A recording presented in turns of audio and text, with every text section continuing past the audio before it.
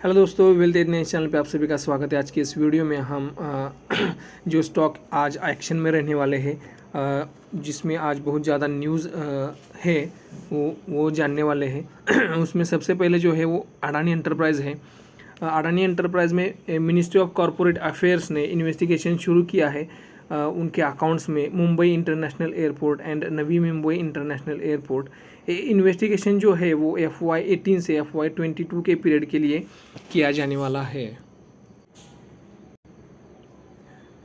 Tata Motors ये जो company है वो अपना 9.9% स्टेक जो है वो टाटा टेक्नोलॉजीज़ में जो 9.9% स्टेक है वो सेल करने वाली है। उसमें से 9% स्टेक जो है वो TPG राइज क्लाइमेट को सेल करने वाली है 1467 करोड़ रुपीज़ के लिए। एंड 0.9% स्टेक जो है वो रतन टाटा एंडोमेंट फाउंडेशन को 146.7 करोड़ में सेल करने वाली है। महिंद्रा एंड महिंद्रा का जो सितंबर का सेल है वो 18.14% रहा है। वो 73,185 यूनिट्स रहा है। और जो प्रोडक्शन जो है वो सितंबर महीने में 21.88% से बढ़ा है। और प्रोडक्शन जो है वो 79,410 यूनिट्स 79,410 यूनिट्स रहा है। और उसी की वजह से इनकम टैक्स डिपार्टमेंट ने मुंबई हाई कोर्ट में अपील किया है कि पहले जो कंपनी को 432 करोड़ का टैक्स रिलीफ जो दिया था वो वो नहीं देना चाहिए, ऐसा कंपनी इनकम टैक्स डिपार्टमेंट लोग को लगता है। लॉरस लैब ये जो कंपनी है उसको कैंसर ट्रीटमेंट थेरेपी के लिए अप्रूवल मिला है Central Drugs Standards Control Organisation से। उसके आगे जो न्यूज़ है वो है NHPC में कंपनी को लगता है कि फ्लैश फ्लड जो आया था तीस्ता रिवर में सिक्किम में, उसकी वजह से कंपनी को 788 करोड़ का डैमेज हो जाएगा। जो 510 मेगावाट का तीस्ता 5 पावर स्टेशन जो है वो सिक्किम में, उसी की वजह से। लेकिन कंपनी ने आगे कहा है कि ये डैमेज जो है वो पूरी तरह से इंश्योर्ड है और कंपनी जो है उसके लिए फॉर्मल क्लेम जो है वो डैमेज के लिए फॉर्मल क्लेम करने वाली है इंश्योरेंस कंपनी को। आगे की जो न्यूज़ है वो L&T फाइनेंशियल होल्डिंग्स में है। NCLT जो है उसने amalgamation of L&T finance, L&T infra credit and L&T mutual fund trust with L&T finance, ये तीनों का जो अमालगेमेशन है उसके लिए अप्रूवल दे दिया है।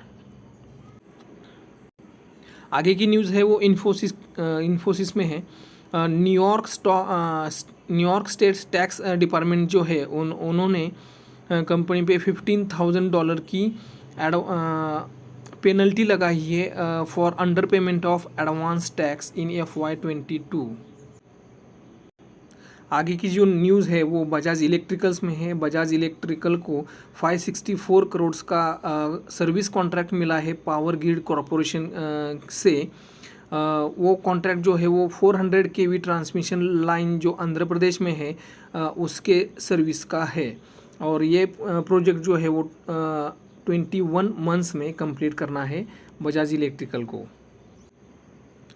आगे की जो न्यूज़ है वो मैनकाइंड फार्मा में है। मैनकाइंड फार्मा की जो कंपनी सिक्किम में थी उसने ऑपरेशन शुरू किया है October 13 से। एंड कंपनी ने बोला है कि उसको कुछ प्रॉपर्टी का फ्लड्स की वजह से कुछ डैमेज नहीं हुआ है। और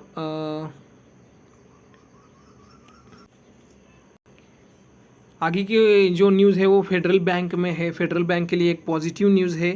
इंटरनेशनल फाइनेंस कॉरपोरेशन ने कंपनी का 3% स्टेक 7.26 करोड़ शेयर्स जो है वो प्रेफरेंशियल इशू के थ्रू एक्वायर किए हैं। और अभी इंटरनेशनल फाइनेंस कॉरपोरेशन का फेडरल बैंक में जो स्टेक है वो 7.32% तक बढ़ा है।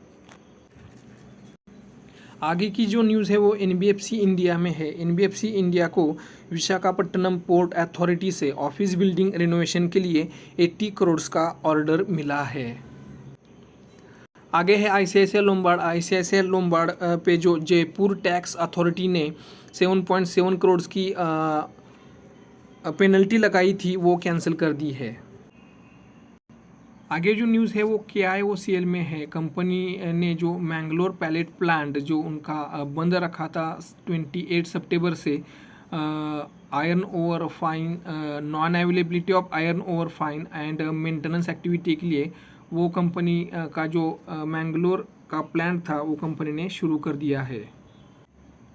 आगे की न्यूज़ पीडीलाइट की है। पीडीलाइट की जो सब्सिडरी है पीडीलाइट वेंचर्स, उन्होंने इमेज मेक कंपनी में 20 करोड़ इन्वेस्ट किए हैं।